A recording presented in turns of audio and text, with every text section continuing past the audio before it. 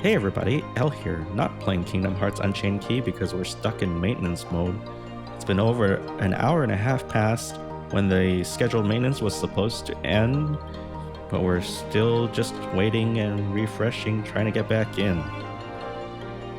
While we're waiting, we can take a look at what's going on in the notices. I won't go into every one of them, but it looks like we're having some bugs regarding microtransactions. Some users purchasing jewels aren't seeing them right away, and so they're working with Apple and Google, I think, to sort this out. And I personally wouldn't recommend purchasing jewels right now until we get another update saying that it's been fixed and everything's back to normal. In addition, some users who already have the 1.4 version might get stuck at a downloading game update screen and not make it past that, so they're trying to fix that as well. Just a lot of bugs affecting the game, and so they've extended the maintenance, but they haven't told us how long it's going to be before the game's back up. So I'm going to go ahead and record this video anyway, because we do have some good things to talk about, at least. There was this Meowow event with quest medals that you can farm, and there's a little hint here as to some new functionality they're going to call Burst, and I'll go over that a little bit later because it's going to be in the next notice. But as far as this event quest goes, this runs from now through the 13th of November. You can farm 3 different Meowows. The first one, Upright Power, King Meowow. The middle one, Reverse Magic, Nightmare version Meowow. And the third one, Reverse Speed, Nightmare version Flower Meow. And during this event, you can farm all 3 versions, and if you guilt them, you can level up their burst level. I'll talk about that in the next notice. And they will have bonus time where you can farm these medals, the rare versions of these, at a higher drop rate, and that's going to be at 7 a.m. and 8 p.m. Japan time. And each bonus time runs 2 hours long, so these are different than your usual raid bonus times. Let's talk about these abilities. The King Meowow is a random attack medal, deals 4 hits, costs 3 gauges, and has 8.5 multiplier at max guilt.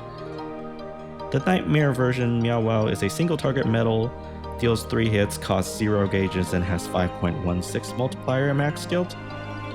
And the Nightmare version Flower Meow is an AoE medal, deals 3 hits, costs 0 gauges, and has 3.44 multiplier at max guilt.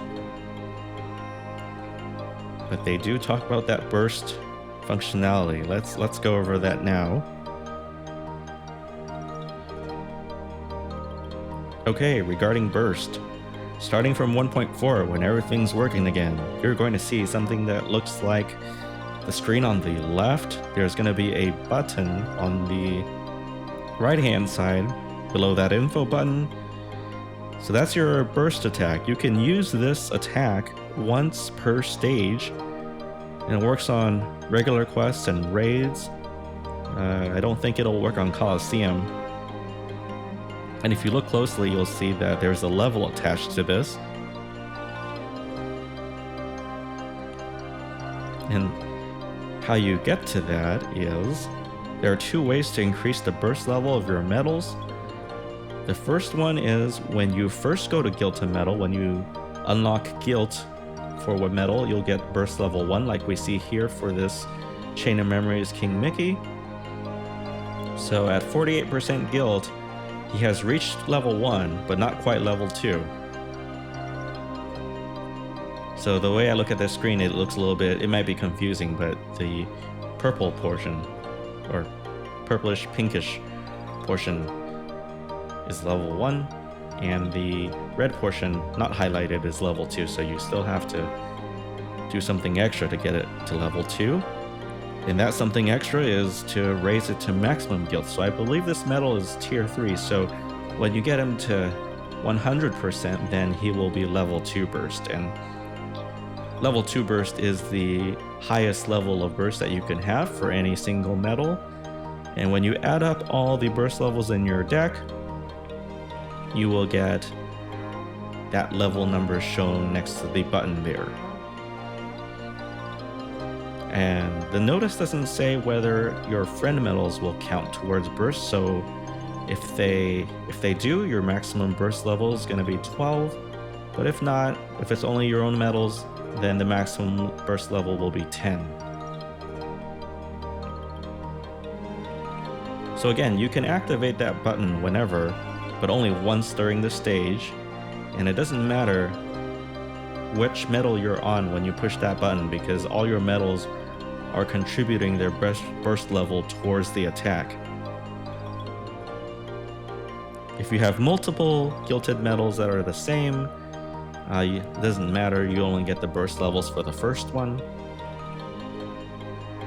And if you have status boosted medals, those don't make a difference as far as burst level. Those aren't treated any differently.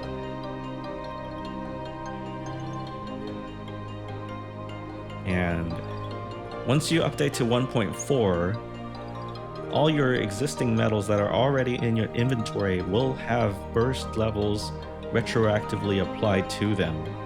And the way you identify them is this.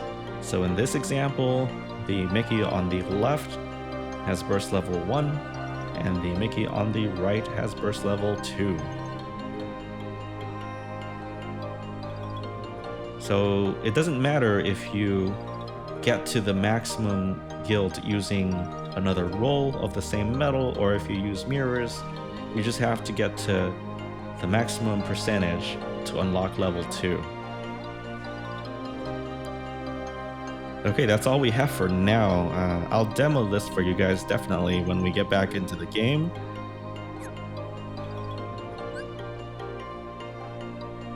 And the very last thing to talk about is the 1.4 improvements in general. They've added the burst and the new event. There are a bunch of UI improvements to make things go a little bit faster. It's probably better for me to just show you guys these later rather than just read them now.